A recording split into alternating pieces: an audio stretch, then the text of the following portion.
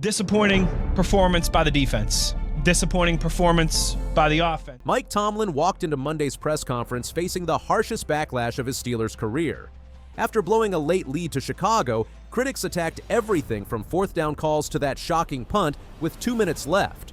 Former stars and analysts are calling out the team in ways Pittsburgh hasn't heard in years, and the pressure on Tomlin now is far deeper than fans realize. Mike, you had a chance to go up 10 in the first half. Why did you want to go for it on 4th and 1? Because if you can't make it on 4th down and 1, man, oftentimes you don't deserve to win. The loss dropped Pittsburgh from first place in the AFC North to 6-5 and the 8th seed in the AFC. Baltimore won its 5th consecutive game to move into first place at 6-5 with a superior division record of 2-0 compared to Pittsburgh's 2-1 mark. The Steelers woke up Sunday as the 4th seed in the conference. They fell asleep outside the playoff picture entirely. 3 teams at 7-4 occupy wildcard positions ahead of Pittsburgh. Tomlin's decision to punt with 2 minutes and 1 second remaining drew immediate criticism. The Steelers faced 4th and 9 from their own 23-yard line, trailing 31-28. Tomlin held all 3 timeouts. He chose to punt rather than attempt a 4th down conversion. The surrender index assigned the punt a grade of 9.17. The metric ranked it at the 94th percentile of cowardly punts in the 2025 season and the 91st percentile of all punts since 1999. The defense forced a 3-and-out after the punt. Pittsburgh regained possession at its own 46-yard line with 1 minute and 29 seconds remaining. Safety Jaquan Brisker tipped Mason Rudolph's 4th down pass at the line of scrimmage on the final drive to seal Chicago's victory. Tomlin defended his decision during his post-game press conference. "I did not. I was holding all 3, Tomlin said when asked if he considered going for it on 4th down. And, as you can see, we got the ball back. The head coach faced questions about another controversial 4th down decision in the first half. Pittsburgh held a 14-7 lead and faced 4th and 1 from the Chicago 30-yard line. The Steelers attempted a quarterback sneak with Connor Hayward under center. Chicago stuffed the play and Pittsburgh turned the ball over on downs. The Bears drove 70 yards for a touchdown on the ensuing possession. A field goal would have extended Pittsburgh's lead to 10 points. Tomlin delivered a blunt assessment when asked why he eschewed the field goal attempt. "If you cannot get 1 yard, you deserve to lose," Tomlin said. The play appeared to involve miscommunication. Hayward and Kenneth Gainwell engaged in a heated discussion after the failed attempt. Video showed the next 4th and 1 attempt featured a fake with Hayward handing off to Gainwell for a 55-yard gain. The defense allowed more than 30 points for the 5th time this season against Chicago. That total ties the most 30-point games the Steelers have allowed in a season under Tomlin. The last time Pittsburgh surrendered 6 30-point games in a season was 2002. The Steelers spent approximately $160 million on defense this season, according to Over the Cap, ranking as the most expensive defensive unit in the league. Tomlin delivered a self-critique following the loss. "I thought we started the second half slow. I think we had 2 3-and-outs on offense," Tomlin said. "I thought our defense could have smiled in the face of adversity better. In the first half in particular, I think we got stopped on 4th down.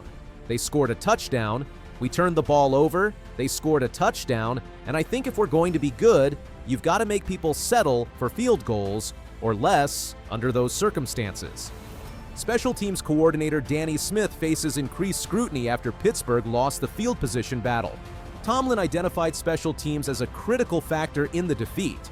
"Any number of plays could have changed the outcome of the game," Tomlin said. "You just got to live every down singularly in all 3 phases knowing that. I think today was a very good illustration of that.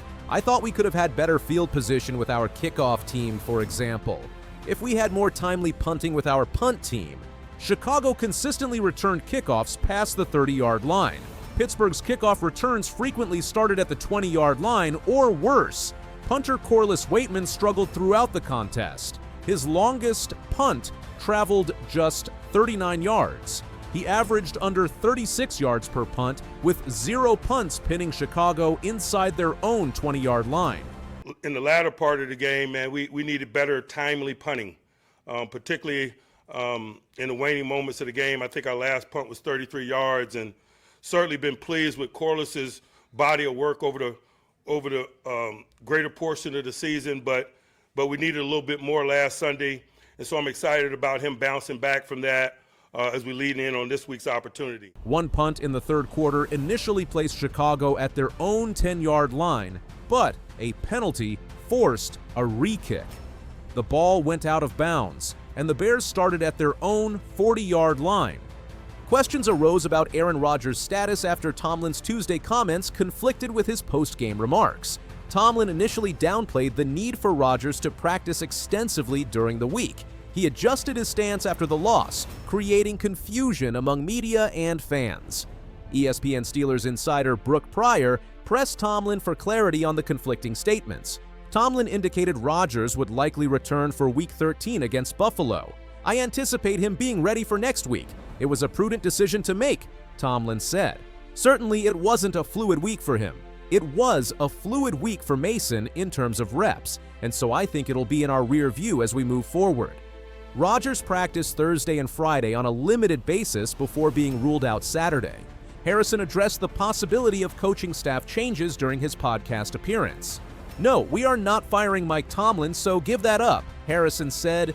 "The man has not had a losing season in the history of his head coaching career. There has not been a coach in history that has done that and been fired. Not even just fired, not been renewed. But it's getting damn close to looking like we might be doing that." Harrison suggested wholesale changes could occur if the season continues its downward trajectory. "If we continue going on this path and we finish this season below .500 or we don't make the playoffs, I don't know what happens," Harrison said. He speculated Austin faces the most immediate danger among coordinators. Offensive coordinator Arthur Smith could depart for head coaching opportunities elsewhere. Pittsburgh has lost 4 of its last 6 games after starting 4-1. The Steelers rank last in the NFL in passing yards allowed at 261.7 per game. The defense ranks 3rd with 33 sacks, but blitzes at a 33.2% rate, 6th highest in the league. Tomlin stated before the season the defense could achieve historic things. The unit has instead created unwanted history by allowing 30-plus points 5 times.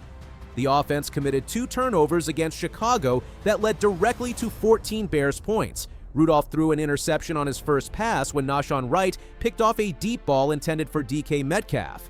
He also fumbled after a Montez sweat strip sack in the 4th quarter. Chicago converted the takeaway into a touchdown that extended their lead to 31-21. Kabylie summarized his assessment of the 2025 Steelers succinctly. "The 2025 Pittsburgh Steelers are an inconsistent team, and inconsistent teams are, to me, teams that just aren't very good. Not good, but not bad," Kabylie wrote. "The Steelers just aren't very good, even though everything on paper suggests they should be, and that's pretty much not debatable at this point." Pittsburgh faces a critical 3-game stretch beginning with Buffalo at home Sunday. The Bills enter at 7-4 and sit second in the AFC East. The Steelers then travel to Baltimore for a December 7 showdown with the first-place Ravens. They return home to host Miami before entering the final month of the regular season. The stretch will determine whether Pittsburgh can salvage playoff positioning or continue sliding out of contention. CBS Sports noted Tomlin's overall resume includes an 18-year tenure without a losing season and a career winning percentage of .615 in regular season and playoff games combined. However, the Steelers have not won a playoff game since January 2017. Late season collapses have become a recurring theme during Tomlin's tenure.